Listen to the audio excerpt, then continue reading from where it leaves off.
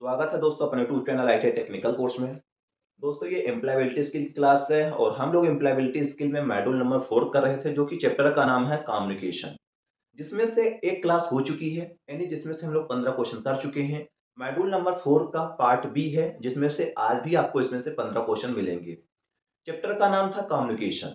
उसी प्रकार यदि आप सेकंड ईयर की एम्प्लॉयबिलिटी की करना चाहते हैं, उसकी भी प्लेलिस्ट पे फोल्डर बना हुआ है। सेकंड ईयर की एम्प्लॉयबिलिटी स्किल की क्लास चल रही है, फर्स्ट ईयर की एम्प्लॉयबिलिटी स्किल की क्लास चल रही है। इलेक्ट्रीशियन थ्योरी की फर्स्ट ईयर की सेकंड ईयर की चैप्टर बाय चैप्टर क्लासेस डली हुई हैं। पहले मैंने थ्योरी पढ़ाया है, उसके बाद ऑब्जेक्टिव पढ़ाया है। आपसे यदि थ्योरी बन रही है तभी आप ऑब्जेक्टिव कर पाएंगे, तभी आप बेहतर स्कोर कहीं भी ले आ सकते हैं। पहले आप थ्योरी बनाइए, उसके नोट्स कंप्लीट करिए, तभी आप ऑब्जेक्टिव कहीं भी करना। पहले कोई भी सब चैप्टर होता है उसका थ्योरी कॉन्सेप्ट क्लियर किए जाते हैं, वो मैंने करा चुका है। आप उसको करिए तभी जाके आप ऑब्जेक्टिव कर सकते हैं। अब आते हैं मुद्दे की बात। मुद्दे की बात ये है कि हम लोग एम्प्लॉयबिलिटी स्किल की मॉड्यूल 3 कंप्लीट कर दिए हैं। Module number 1, module number 2, module number 3, module number 4 की एक क्लास हो चुकी है, जिसमें से 20 से 22 मिनट का एक क्लास चली थी। आज भी 15 क्वेश्चन करेंगे, जिसमें से 20-22 मिनट की क्लासेस आज भी होंगी। 15 क्वेश्चन इसलिए कराते हैं ताकि ज़्यादा लंबी क्लास ना हो, आप लोग उसको पूरी देख पाओ। क्या है ना, समझाते-समझाते थोड़ा टाइम तो बढ़ ही जाता है। आप लोग सोचते हो कि 15 क्वेश्चन कराते हैं, मगर आप एक क्लास में 15 क्वेश्चन बेहतरीन तरीके से समझ गए, तो समझ जाओ कि हरदम वो 15 क्वेश्चन आपके दिमाग में बैठ जाएगा। अब मैंने उस चैप्टर का नाम था कम्युनिकेशन, यानी आपको बताया था कम्युनिकेशन क्या होता है। कम्युनिकेशन एक प्रकार की बातचीत होती है। जैसा कि हम आपसे बात कर रहे हैं, आप मेरे से बात करना चाहते हैं, तो बात एक ऐसे तरीके से किया जाता है, सरल शब्दों में करना चाहिए। सरल शब्दों के बाद स्पष्ट बात करनी चाहिए, ताकि हम जो बोल रहे हैं तो आप मेरी बात को समझ जाओ। समझ गए ना? उसका अर्थ अच्छा होना चाहिए, ऐसा नहीं कि कुछ भी आप बोल दो। जैसा कि आप कहीं इंटरव्यू देने जाते हो, और इंटरव्यू देते समय आप इंटरव्यू जब देते हो, सामने वाला जब क्वेश्चन पूछता है, पहले अपन तो नज़र से नज़र मिलाकर क्वेश्चन सवाल करते हैं। फिर उसका जो जवाब देते हैं, जवाब ऐसा देना चाहिए, सरल शब्दों में देना चाहिए और कम शब्दों में देना चाहिए। छोटा से छोटा शब्दों में उसको समझ में आ जाए कि आप क्या कहना चाहते हैं। यही एक तरह से कम्युनिकेशन होता है। कम्युनिकेशन में भी वर्बल होता है, नॉन वर्बल होता है। वर्बल का मतलब होता है जिसमें से शब्द होते हैं।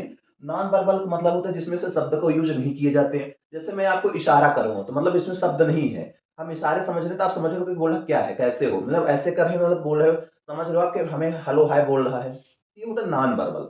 उसी प्रकार कम्युनिकेशन में एक और भाग होता है जिसको बोलते हैं ऑफिशियल, नॉन ऑफिशियल। मतलब कुछ ऑफिशियल बातें होती हैं, कुछ नॉन ऑफिशियल भी बातें होती हैं। जैसा कि ऑफिशियल का मतलब होता है, आप कहीं जॉब करते हो, आपके सीनियर सर लोग होंगे, तो भाई उनसे घर जैसे तो बात नहीं करोगे, और सर क्या है, खाना पीना खा लिया कि नहीं खा लिया। आप उचित तरीके से बात करोगे, कैसे हो सर, खाना हो गया आपका, लंच हो गया कि नहीं। ये होता है ऑफिशियल। इन ऑफिशियल, हम अपने दोस्तों के साथ हेलो हाय, कुछ भी कमेंट, कुछ भी गाली गलौज करते रहते हैं, वो होता है इन ऑफिशियल। तो समझ जाओ, वर्बल का मतलब होता है जिसमें शब्द का प्रयोग किया जाता है। नॉन वर्बल यानी जिसमें शब्द का प्रयोग नहीं किया जाता। जैसे हम इशारों में बात कर लेते हैं, हमारे फेस से समझ में आ जाता है कि उस सामने वाला गुस्सा है, ये होता है नॉन वर्बल।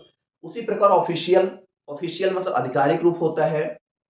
फॉर्मल जिसको बोलते हो, वो हम कहीं भी अपने सर के साथ, अपने सीनियर सरों के साथ, अपने पेरेंट्स के साथ बात करते हैं। और इनऑफिशियल का मतलब होता है हम अपने दोस्त के साथ, अपने छोटे भाई बहन के साथ, अपने मम्मी पापा के साथ मजाक मस्ती करते रहते हैं, वो होता है इनऑफिशियल। इसके पहले मैंने official, unofficial, verbal, non verbal first वाली क्लास में बहुत बेहतरीन तरीके से समझाया था। इसके क्वेश्चन 100% समझ जो सीबीटी एग्जाम पेपर पे आने वाले हैं। अब आप लोग को पता होनी चाहिए, उसी से रिलेटेड हम लोग क्वेश्चन कर रहे हैं, इसलिए दोबारा बताएं ताकि आपको एक बार रिमाइंड हो जाए सारी क्लासेस। अब क्वेश्चन पर सीधे आते हैं, बिना समय गंवाए हुए।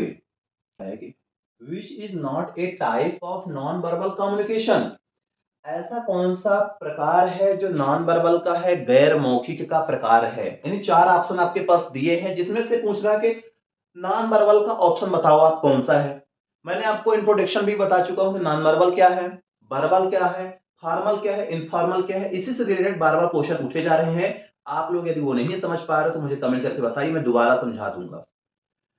पूछ रहे हो which is not a type of non verbal communication, यानी कौन सा गैर मौखिक संचार का प्रकार नहीं है। यहां पे पूछे प्रकार नहीं है भैया, आपको नहीं बताना है। ऑप्शन ए दिया है ईमेल, ऑप्शन बी दिया है आई कांटेक्ट, ऑप्शन सी दिया हैंड मूवमेंट, ऑप्शन डी दिया है फेस एक्सप्रेशन। इसमें से आपको चॉइस करना है कि कौन सा नॉन वर्बल का उदाहरण नहीं है। आई कांटेक्ट नॉन वर्बल उदाहरण है, भाई हम आंखों से इशारा करके सामने वाले को बता सकते हैं कि मैं गुस्से पे हूं, मैं ऐसे ऐसे कर रहा हूं, तो समझ रहा है सामने वाला क्या है कैसा है। हैंड मूवमेंट यानी हाथ की हरकत, मतलब हम ऐसे कर रहे हैं तो सामने वाले बच्चे समझ जाए कि पापा बोले मारेंगे, या मैं बोल रहा हूँ कि बाय, आप लोग समझ रहे हो कि टाटा पापा बोले हैं बाय, मगर मुंह से मैं जवाब नहीं दे रहा हूँ, मुंह से मेरा मुंह नहीं खुल रहा है। हाथों के एक्सप्रेशन से आप समझ पा रहे हो कि बोल रहे हैं कि बाय या बोल रहे हैं कि मारेंगे। ये एक नॉन वर्बल है, नॉन वर्बल कम्युनिकेशन का प्रकार है। उसी प्रकार फेस एक्सप्रेशन, चेहरे के एक्सप्रेशन से, चेहरे की हाव भाव से आपके बच्चे समझ जाएंगे कि आज पापा गुस्से पे हैं। यदि आप घर पे गए, घर पे नहीं बोल रहे हो और आपके चेहरे देखकर बच्चे शांत हो गए, हल्ला कर रहे थे, तो आपको समझ जाना चाहिए कि हमारे बच्चे डर गए, और मतलब हमारा ये जो प्रकार है ये नॉन वर्बल का प्रकार है, चेहरे की हरकत के कारण भी। मगर जो ईमेल है, मेल में तो कुछ ना कुछ तो लिखना पड़ेगा ना, कोई ना कोई शब्द का वर्ड का यूज करना पड़ेगा, ये होता है वर्बल का उदाहरण। इसमें से इसका राइट आंसर ए नंबर होगा, क्योंकि बोला है कौन सा गैर मौखिक संचार का प्रकार नहीं है। ये गैर मौखिक संचार का प्रकार नहीं है, मगर ये तीनों है। आंख के संपर्क है, हाथ की हरकत है, चेहरे की अभिव्यक्ति है। इसका राइट आंसर इजे ए नंबर परफेक्ट होगा। क्वेश्चन नंबर 17 की ओर चलते हैं। हमारा जो 17 नंबर क्वेश्चन ये है, क्वेश्चन ये है, चिल्लाना दिखता है, शूटिंग शो। क्या चिल्लाना दिखता है, shouting shows. We are angry है कि हम गुस्से में हैं, मतलब shouting shows we are angry, चिल्लाना दिखता है कि हम गुस्से में हैं। Talking very slowly, so we are tired और स्लीपी, यानी बहुत धीरे धीरे बात करने से पता चलता है कि हम थक चुके हैं।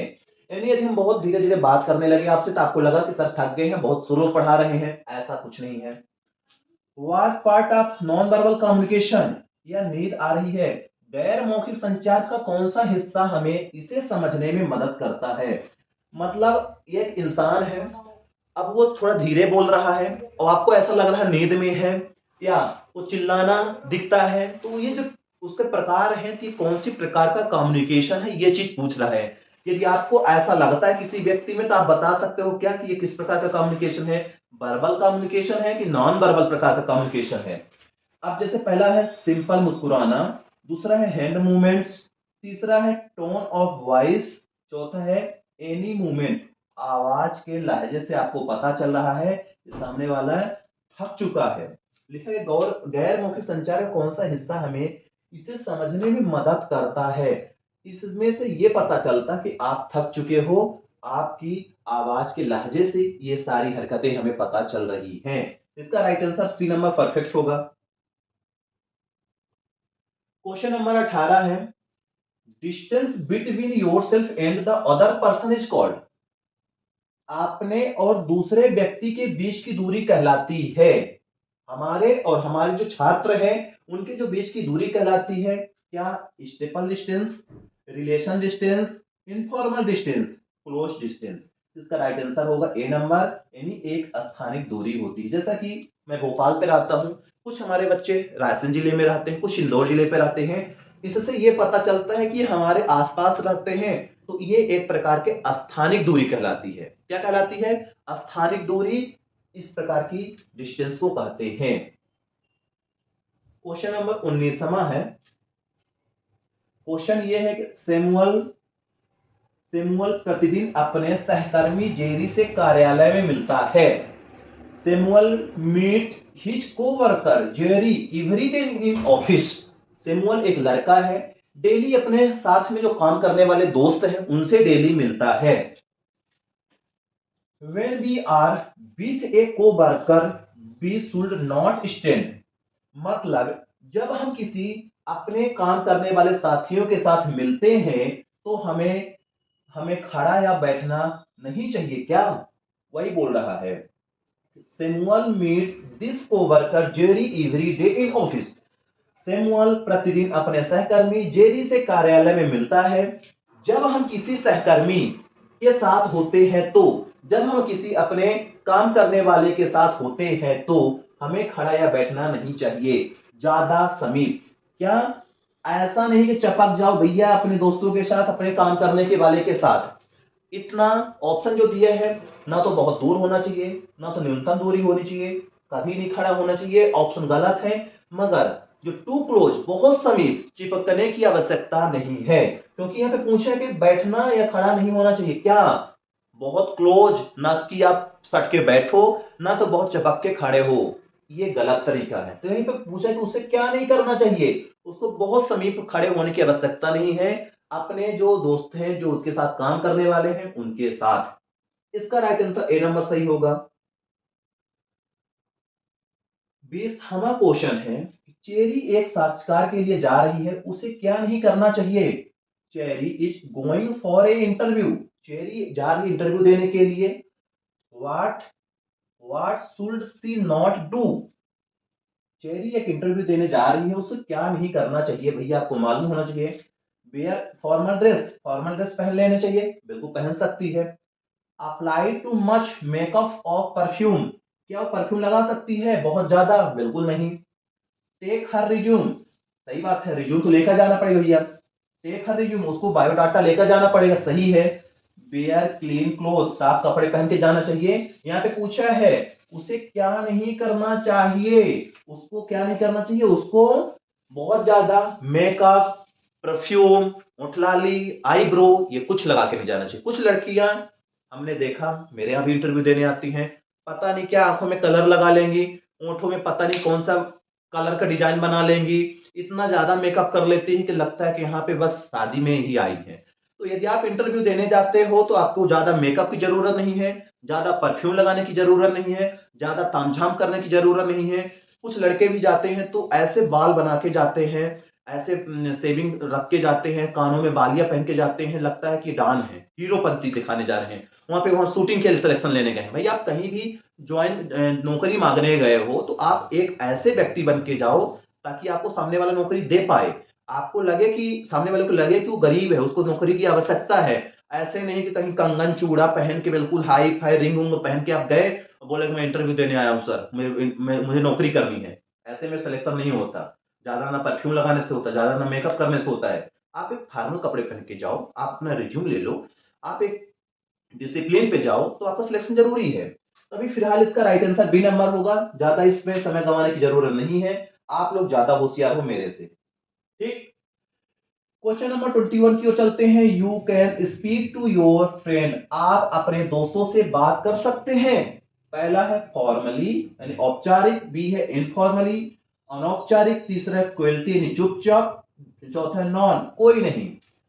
लिखा है कि आप अपने दोस्तों से बात कर सकते हैं, मैंने बताया था। ऑफिस में फॉर्मल तरीके से बात किया जाता है, फॉर्मल तरीके से जैसे कि मैंने समझा चुका हूं, किसी भी से बात करने के तरीका होता है फॉर्मल। इनफॉर्मल होता है अपने दोस्त में, पार्टी में, शादी में, ब्याह में, अपने छोटे भाई, अपने दोस्तों से। कुछ भी आदमी कमेंट करता रहता है, कुछ भी बोलता है, हेलो कहाँ थे रे, आजा, साले ये कर दूंगा, साले वो कर दूंगा, तू कहाँ था अभी तक आया नहीं। तो ये होता है दोस्तों से बात करना, इसको बोला जाता है इनफॉर्मल तरीका। तो वही बोल रहा है कि you can speak to your friend, तो आप बात कर सकते हो इनफॉर्मल तरीके से। अभी फिलहाल right answer is B number होगा। आप अपने दोस्त से बात कर सकते हैं इनफॉर्मल तरीके से। फॉर्मल कर सकते हो तो इससे बेहतर कोई है नहीं, मगर आप इनफॉर्मल तरीके से कर सकते हो। मगर आप अपने ऑफिस में इनफॉर्मल तरीके से बात नहीं कर सकते, वहां पे डंडा खाओगे। राइट आंसर फिलहाल बी नंबर होगा। क्वेश्चन नंबर हमारा है आज का 22 नंबर। एक मिनट और छोटा, चलो। क्वेश्चन नंबर है 22, which is not a type of communication, कौन सा संचार का प्रकार नहीं है? क्वेश्चन को पकड़ना, पूछना कौन सा संचार का प्रकार नहीं है। पहला है वर्बल, दूसरा है नॉन वर्बल, तीसरा है रिटेन, चौथा है ड्राइविंग। वर्बल भी एक संचार का प्रकार है, कम्युनिकेशन का प्रकार है। वर्बल जिसमें से शब्द का प्रयोग किया जाता है, जिस वाक्य में शब्द का, जिस भाषा में शब्द का प्रयोग किया जाता है, वर्बल कम्युनिकेशन कहलाती है। जिसमें से इशारों का यूज किया जाता है वो गैर वर्बल होते हैं। जैसे मैंने आंखों से ऐसे ऐसे कर रहा है, सामने वाला समझ के बोला क्या है।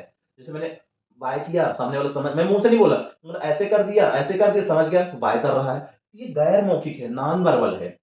रिटेन, मैंने मेल कर दिया, ये भी एक वर्बल का प्रकार है, ये भी एक कम्युनिकेशन का प्रकार है।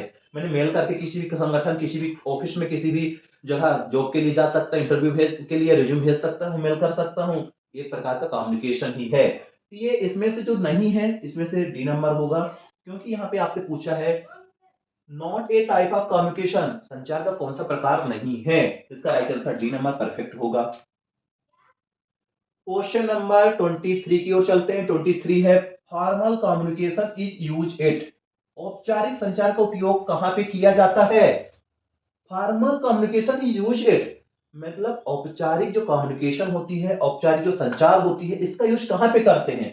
पहला है फ्रेंड, दूसरा है हाउस, तीसरा है पार्टी, तीसरा है पार्टी, चौथा है वर्क प्लेस। इसका राइट आंसर डी नंबर होगा।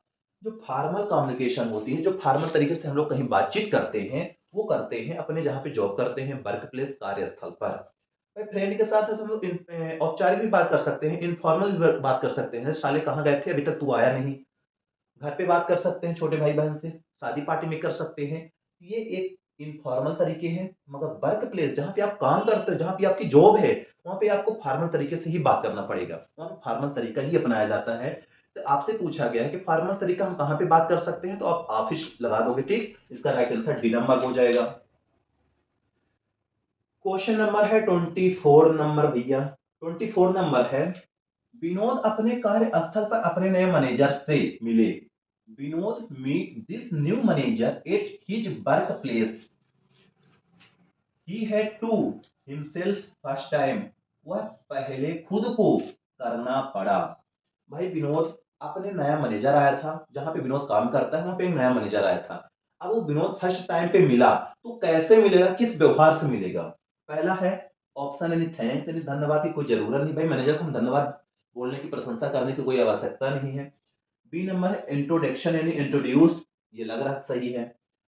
एप्रिसिएट यानी प्रशंसा करना, कोई मतलब नहीं है भाई मैनेजर को थोड़ी बोलेंगे सर आप बहुत अच्छे हो, आपकी हाइट अच्छी, पर्सनालिटी अच्छी, आपके जूते सर बहुत अच्छे लग रहे हैं।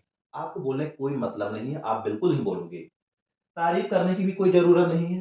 सबसे पहले आप अपने मैनेजर से मिलते हो तो आपको अपना इंट्रोड्यूस देना पड़ता है और आप अपना परिचय बताओगे। भैया जैसे कि मैं 2 महीने से काम कर रहा हूँ, हमारे यहाँ एक नया मैनेजर प्लेस हुआ। अब मैं उससे यही बात करूंगा, सर मैं राजेश हूँ और मैं इलेक्ट्रीशियन ट्रेड्स पे हूँ सर, मेरा काम मेंटेनेंस का है और फिलहाल मैंने यहाँ पे 3 महीने से जॉब कर रहा हूँ और इस वाले विभाग पे हूँ। तो बोलेगे ठीक ठीक सर, आप बोलोगे थैंक यू।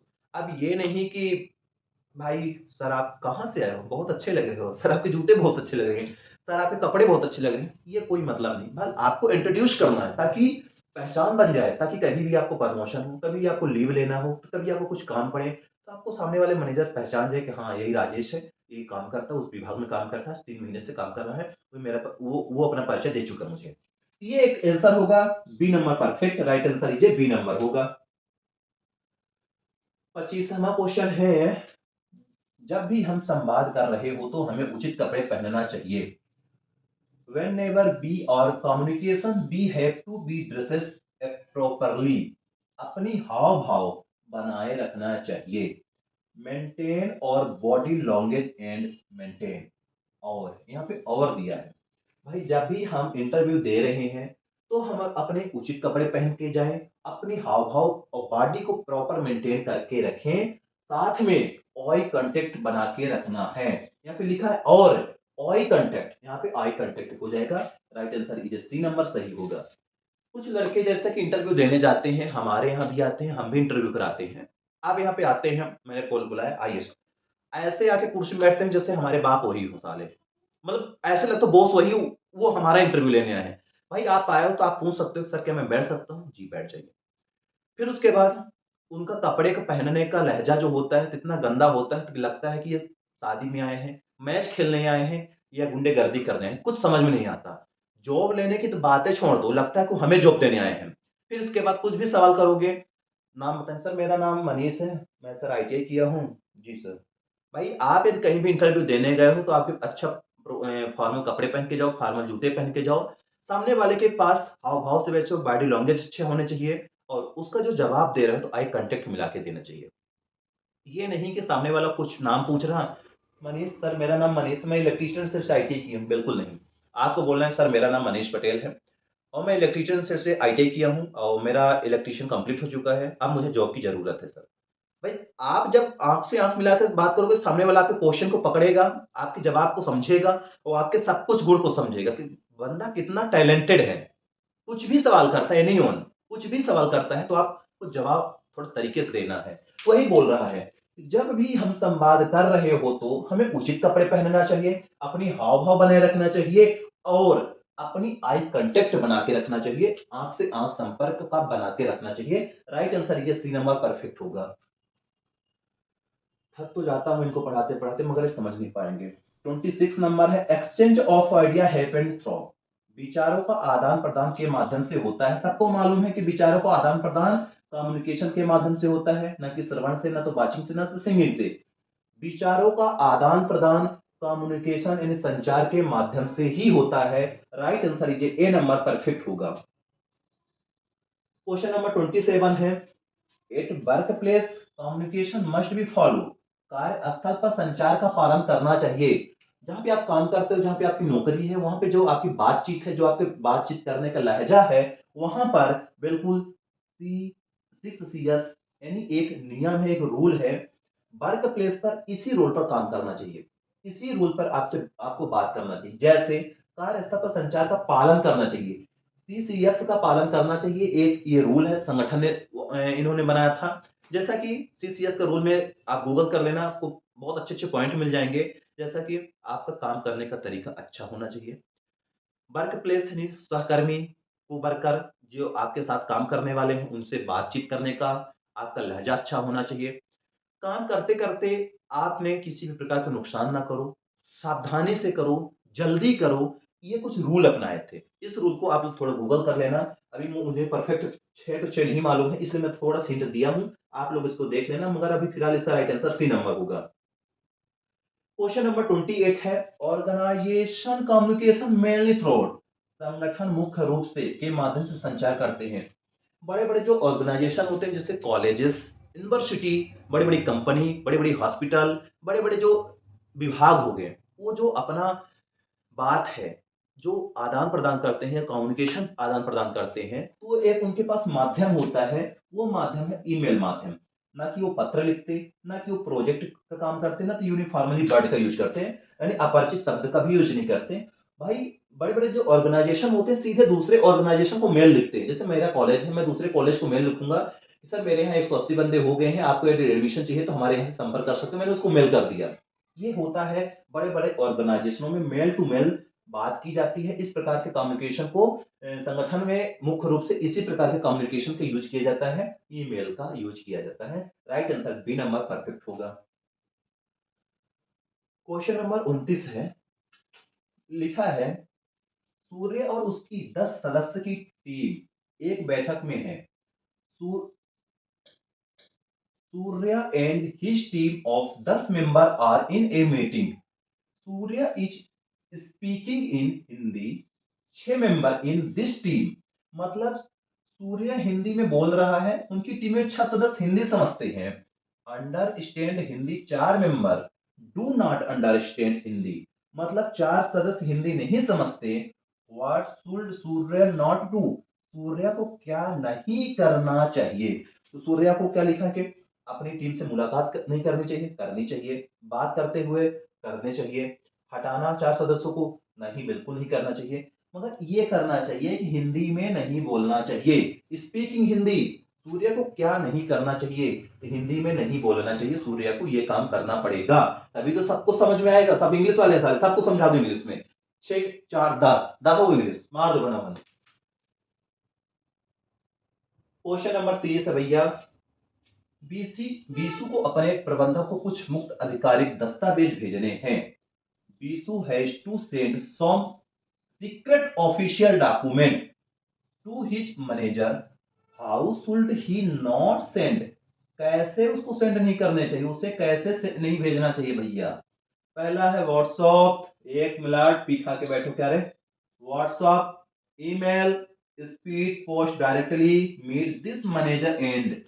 उनके मैनेजर से सीधे मिल सकते हैं, स्पीड पोस्ट कर सकते हैं, मेल कर सकते हैं, मगर आपको व्हाट्सअप नहीं करना है। इसका परफेक्ट आंसर ये ए नंबर होगा। भाई आपको सीक्रेट डॉक्यूमेंट्स भेजना है तो आपको व्हाट्सअप नहीं करना। आपका व्हाट्सअप हैक हो जाते हैं, आपका डॉक्यूमेंट्स कहीं फैल जाएगा, गलत यूज हो जाएगा, फिर आप मत बोलना। आज के 30 क्वेश्चन हुए। मॉड्यूल नंबर 4 कम्युनिकेशनल चैप्टर था, पार्ट बी कंप्लीट कर दिए हैं। अब कल की क्लास में अपन इसके आगे के क्वेश्चन करेंगे। मिलते हैं नेक्स्ट क्लास पे। जय हिंद, जय भारत।